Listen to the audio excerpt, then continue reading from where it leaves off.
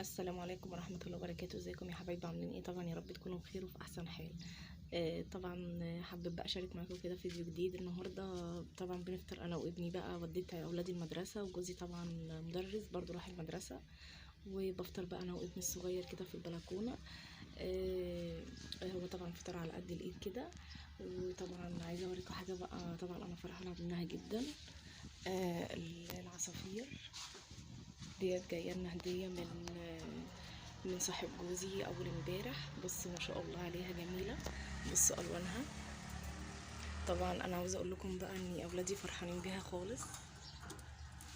بصوا سبحان الله الالوان بتاعتها، شايفين؟ يعني سبحان الله. طبعا مهدي اعصاب جدا، برتاح خالص لما اشوفهم انا واولادي. وطبعا ديت بقى لعب ابني، علم الحيوان. شايفين؟ بصوا رصاصها ازاي، بصوا. فطبعا لما بنجيب الحاجة زي ديت والله يا جماعة بتبقى كويسة، يعني بنكسب بقى فيها ثواب، غير طبعا راحة نفسية كده لما بنيجي نبص الحاجة.